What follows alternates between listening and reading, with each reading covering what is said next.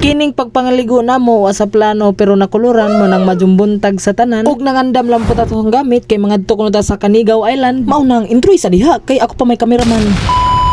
So what's up guys? Papunta na tayo ngayon ng Matalom, Canigao Island. Let's go! Samtang nagbiyahe tadang dapita ug shout out po ko nila bisag nagkaguot na labirada. Unsa kay nakalabay man taning lugar aw syempre magpatubil sa maputa kay giuha pud atong motor. Hay atong motor, ijang motor adjog pangangkon diha kay nakisakay ra tanidja. Ug nagpadadyon po tag biyahe dang dapita ug nanilong po ta kay astang inita ug nakalabay po taning lugar aw tadtaod na nakaabot na ta. Kay nakauna man tag-abot nila aw sakto mananaw po tas mga tinda nila. Kay gitapukan man nila ang tindira aw ang tinda di ay Di aja pa kumpiyansa natin, kay manguhar ba ng kalit eh. sakto kay nangabot naman pud sila aw magtambay sa lamang pud ta kay tad pa man ming abot among sakyanan sa pag-abot aw isigpasan lang pud ta sa atong mga daan. So atong sakyanan na turas kinalasan adto mao nang magbakta sa tagamay. Moto! Padawag naman! Apan nagpasan ta gibidyoan na pud ta sa kulukoy. Ug minsinyas ko sa akong kameraman nga ipakita pud ang isla nga atong adtuan. Ug mao nang among anahan nga Canigao Island ug nagbaktas pud among mga kauban padung sa bangka nga among sakyan. Kay nakasakay naman ta sa atong sakyan aw grabe ka excited kito sa mga kauban. Motong maniguro na mi.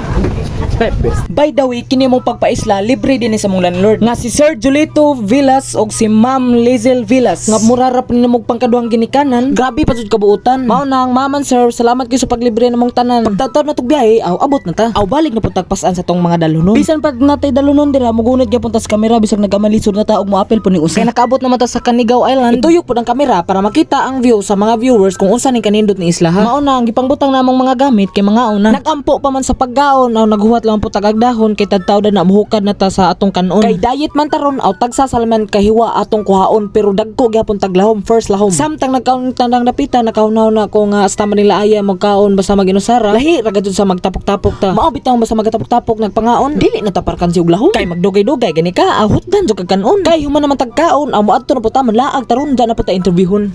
Anong masasabi mo got sa Canigao? Ang nasulti na ako sa Canigao, nindot dyan siya. Lindot? Oh yes. Yes, of Tayo. course. Oh. Okay, okay. Wow. Basketball ta? Kay human naman mig pangaon naman di terminaling isla. Karon pa jud ko kay bawo nga na di terminal diri. Pili, ikaw na boss? Ang usa ka oras?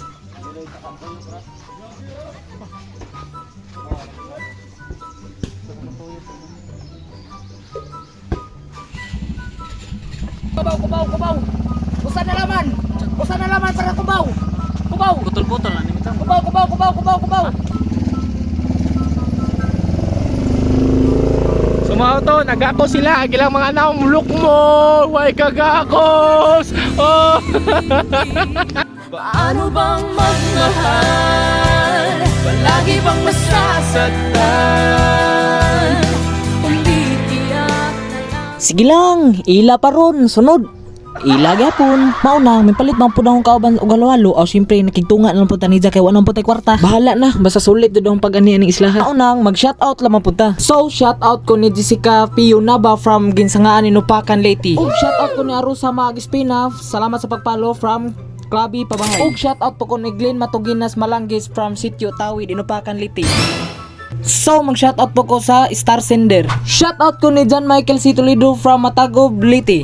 Og shoutout ko ni Cherilyn Otadoy Digman from Mahaplag, Leyte. Og shoutout ko ni Ralph Rigato Baldovino from Ginsangaan Inupakan, Leyte. Og salamat sa mga new followers and solid supporters. Salamat sa pagsuporta bisag kinulokoy ra ning video ha. Don't forget follow Kulukoy TV and like and share.